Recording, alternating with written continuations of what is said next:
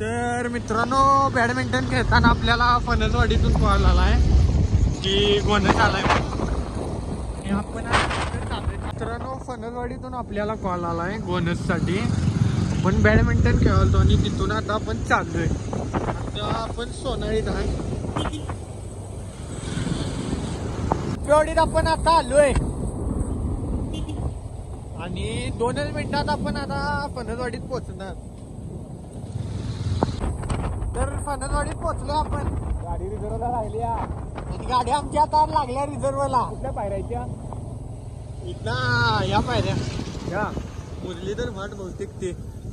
तर शाळेपाशी, मराठी शाळेपाशी साप आलाय, विद्या मंदिर फणसवाडी. आणि आपण चाललोय आता. आणि इथं साप आलाय आता या विटांच्या इथे साप गेला. दिसतोय साप. हे बघा, घोणच जातीचा साप आहे. इकडनं आत गेलो, तिकडे जायला वाट नाही त्याला. रेस्क्यू झाला.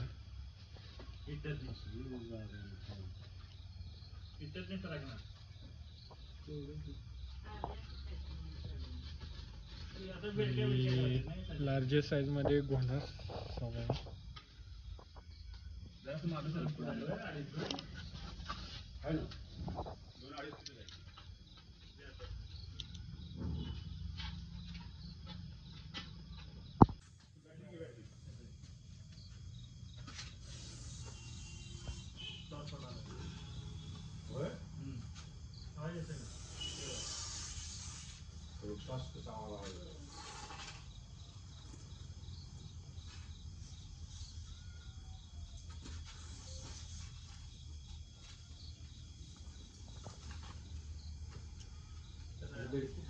सगळ्यात सोपी पद्धत आहे आणि रेस्क्यूची सगळ्यात सोपी पद्धत असेल.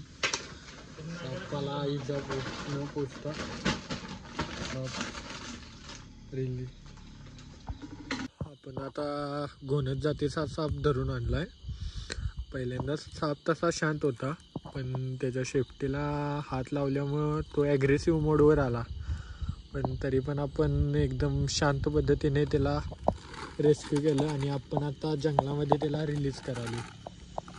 बघू शकताय तुम्ही, अत्यंत विषारी घोणस जातीचा साप.